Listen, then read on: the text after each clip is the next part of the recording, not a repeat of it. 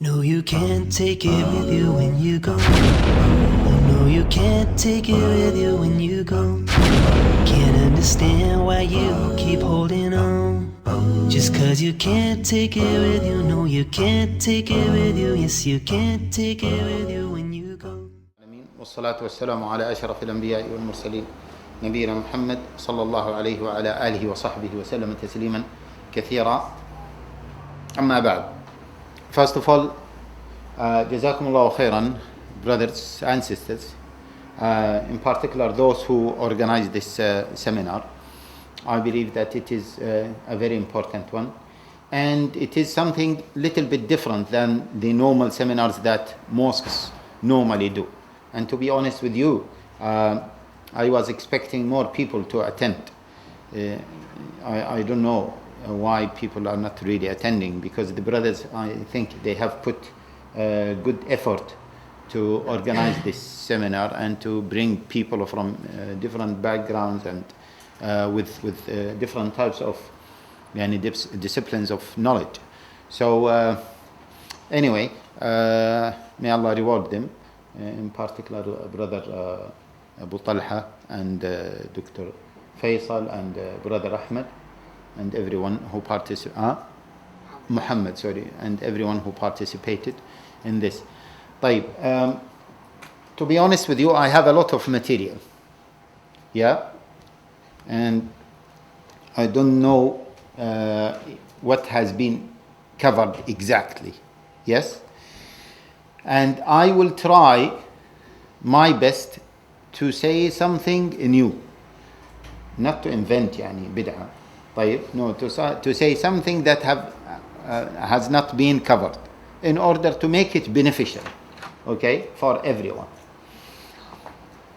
So whenever you feel that something has been said, just let me know so we can make use of our time. Okay, brothers? We'll start. Bismillah ar-Rahman ar-Rahim. Now, when we talk about Islamic finance and the principle of riba, we have to remember a number of things. There are things that unfortunately not many people do say them about Islamic finance. That Islamic finance is an integral part of Islam. It is a part that cannot be divorced from other parts of Islam. What does that mean? I will summarize the whole concept. It means that you cannot have Islamic finance away from an ethical background that supports that Islamic finance. You cannot have it. You cannot have Islamic finance in a corrupted social system.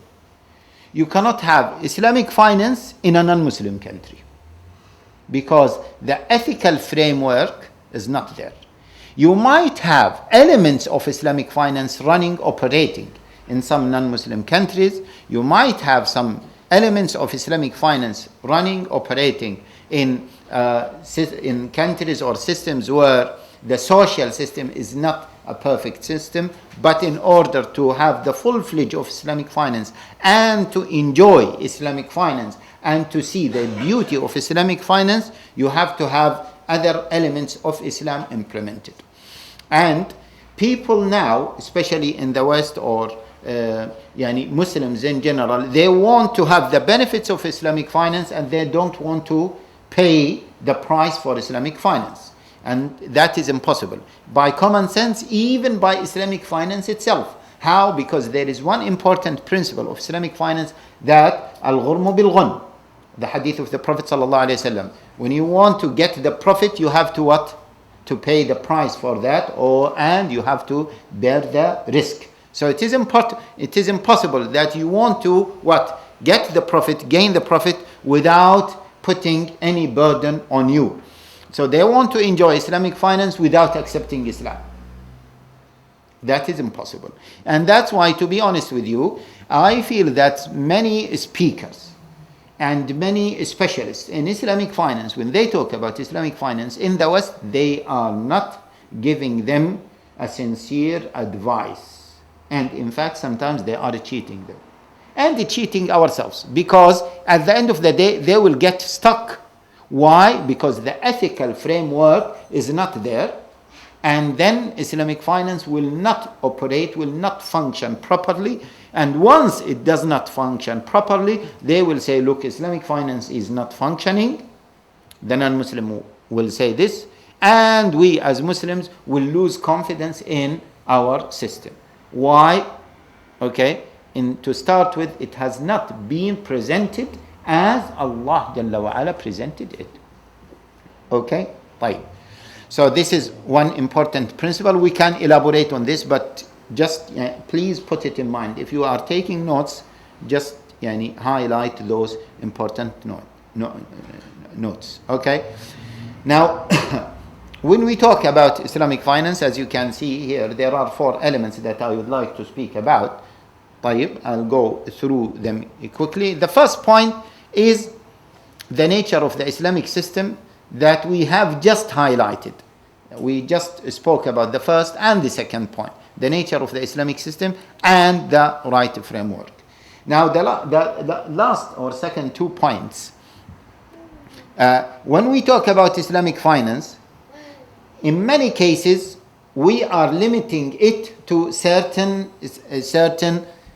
commercial activities or certain transactions. And we will elaborate on this. No. Islamic finance is not just the prohibition of riba.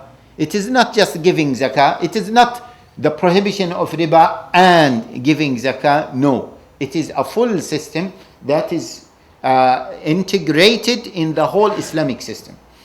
And this is subhanallah, one of the miracles of Islam, one of the beauty points of Islam that no other system can simulate. How?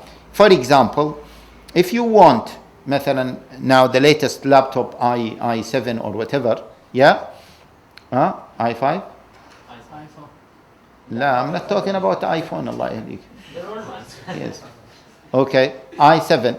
Now, in order for that to function properly, you have to get what? The state-of-art technology. All work or operate together in a very integrated, sophisticated system. If you isolate one, it won't work. This is, from an Islamic perspective, this is exactly what is happening. Why? It works both ways. First of all, if they want, as we said, if they want to enjoy Islamic finance without implementing the whole Islamic system, they won't enjoy it.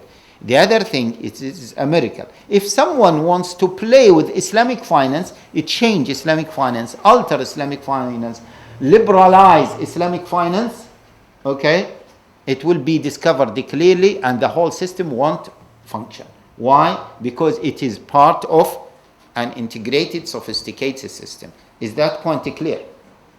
Yeah? And this is not unique for Islamic finance, but any system in Islam, Allah Jalla wa Ala protected it by what? By making it linked to many other Islamic practices, many other Islamic maxims, many other Islamic concepts, many other Islamic even beliefs. So you cannot change that and you think that the rest of Islam will be the same. No. That is another important point. Now, when we talk about Islamic finance, again, we have to mention clearly that we have proactive measures and preventive measures.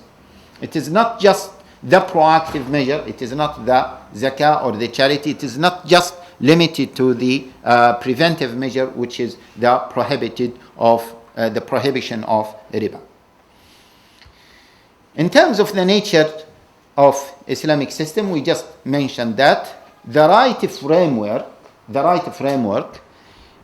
this framework, which is the ethical framework, is crucial for the success of Islamic finance, and we will come to elaborate on this, okay, or we will mention it quickly just because of time.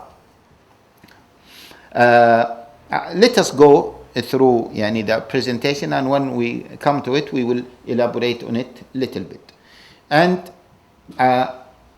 proactive measures, generally speaking, cover the charitable activities. Preventive measures They are not limited to the prohibition of riba, but they include the prohibition